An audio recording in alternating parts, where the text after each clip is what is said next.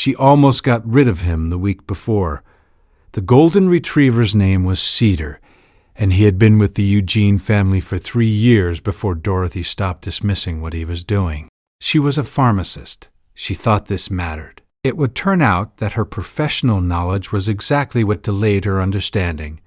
Eugene and Dorothy had Ruby, who was 20 months and had recently learned to point at things as a method of requesting them. She pointed at Cedar constantly. He bore this with the patience of an animal who had already decided that Ruby was the most important thing in the building. The behavior started on a Thursday. Nothing obvious. Cedar began positioning himself between Ruby and a specific area of the house, not aggressively, not anxiously, simply with the calm, particular resolve of an animal executing a task that required no audience approval. He would stand there, he would wait. If Ruby moved toward the area, he moved with her. If she reached for something, he was already there. Dorothy moved him the first time. He returned before she'd crossed the room. She moved him the second time with greater deliberateness. He returned in under 4 minutes. By the third day, she'd begun consulting her pharmacist colleagues about canine resource guarding. The wrong question, arriving from the wrong framework, producing entirely wrong conclusions. Her expertise was the problem. She had a category for what she was observing. The category was incorrect. Eugene was less certain. He had no professional framework to apply, which meant he was watching what was actually happening instead of watching for confirmation of what he already thought was happening. He mentioned it to his brother. His brother said he'd heard of something like this. Eugene said he'd heard of it too. Neither of them said the thing out loud because it sounded like the kind of thing you didn't say until you had proof. On the 7th night, Dorothy sat on the kitchen floor at 11 p.m. with her back against the refrigerator, watching Cedar maintain his position near the area he'd been attending to all week. She had a cup of coffee she wasn't drinking. She had her phone with a browser open to a veterinary behavior website she wasn't reading. She was watching the dog. He turned and looked at her once. Directly. The kind of look that carries information. Then he turned back. 2 days later, the thing happened. The details are specific, which is why they matter. Cedar began a behavior he had never exhibited in 3 years.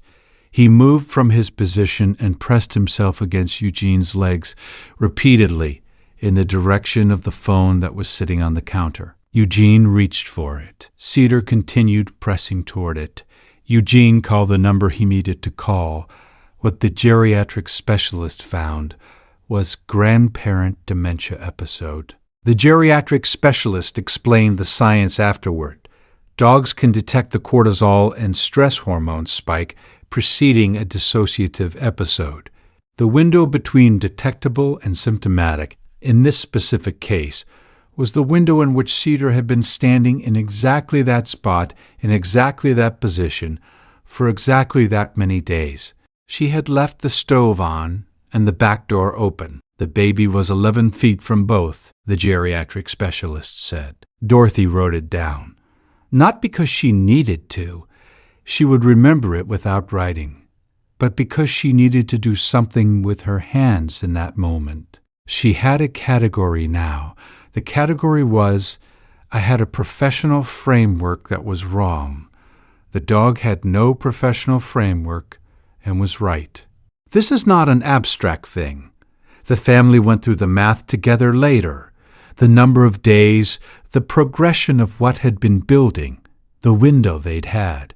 Cedar had started attending to the situation before any instrument would have detected it, before any symptom would have been visible, before any human sense would have registered anything as wrong. He was working from a different data set. The family modified the house. They had the inspection. They followed the protocol. They thanked everyone they were supposed to thank. What they couldn't do was fully account for Cedar's contribution in any of the official paperwork. There wasn't a field for it. There isn't a field for it. The geriatric specialist put early detection in the report. Early detection is accurate. It is also incomplete.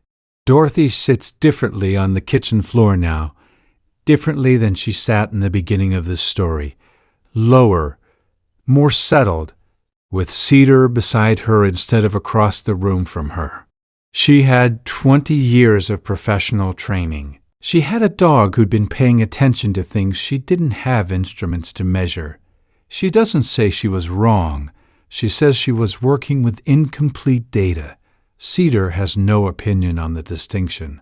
He is busy attending to Ruby, who is 20 months and has recently learned that pointing at the dog works somewhat better than pointing at most other things. He is patient with her about it. He has always been patient. Has your dog ever done something that didn't make sense until suddenly it did? Tell us in the comments. Subscribe so the next story finds you before the noise does. The family did not make a sign or post a notice or tell the story more than necessary in the weeks that followed. What they did was watch the dog differently, not with more suspicion, with more attention. The attention you give something when you understand it's been paying attention to you for longer than you realized. That shift costs nothing and changes everything.